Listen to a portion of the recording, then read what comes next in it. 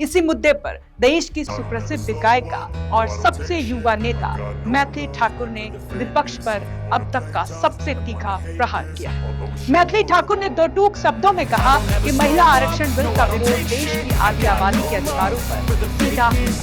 उनका ये बयान उस वक्त आया जब संसद से लेकर सड़क तक इस बिल के प्रावधानों को लेकर खींचतान। मैथिली ने विपक्ष की मंशा पर सवाल उठाते हुए इसे बेहद विवादास्पद करा। उन्होंने आगे जो कहा वो नेताओं की न्याय रखने के लिए जिम्मेदार है।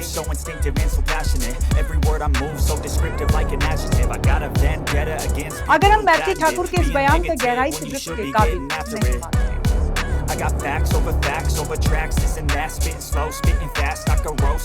अब सवाल ये उठता है कि चुनाव में महिलाओं की भूमिका क्या है और ये बिल इतना महत्वपूर्ण। चुनाव आयोग के हालिया आंकड़ों के अनुसार पुरुष मतदाताओं की तुलना में महिला मतदाताओं के मतदान प्रतिशत में भारी वृद्धि। ग्रामीण भारत से लेकर महानगरों तक महिलाएं अब पुरुषों के कहने पर नहीं बल्कि अपनी सुरक्षा, शिक्षा और भविष्य को ध्यान में रखकर स्वतंत्र रूप से वोट कर रहे हैं। उत्तर प्रदेश में बिहार जैसे राज्यों में जहां की राजनीति अक्सर जाति और धर्म के इर्द गिर्द घूमती रहती है, वहां महिलाओं ने विकास और कल्याणकारी योजना के पक्ष में मतदान कर बड़े बड़े समीकरण।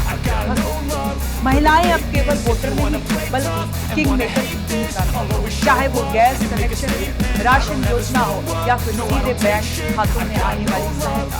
इन योजनाओं ने महिलाओं के भीतर एक राजनीतिक चेतना पैदा की। यही कारण है कि अब हर राजनीतिक दल उनके लिए वादों की झड़ी लगा देता है। लेकिन विडंबना देखिए, जो महिलाएं सरकारें चुनती हैं, जो चुनाव के नतीजों को प्रभावित करने की सबसे बड़ी ताकत रखती हैं, उन्हें संसद और विधानसभाओं में प्रतिनिधित्व देने की बात आती है तो राजनीति हाथ लग जाती है। मैथिली ठाकुर का ये बयान इसी विडंबना पर चोट करता है।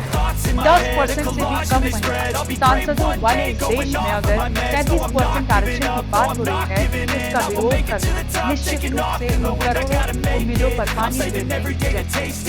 आज का युवा भारत देखेगा कौन उनके साथ खड़ा और कौन उनके अधिकारों के नाम में रोड़े अटका रहा है।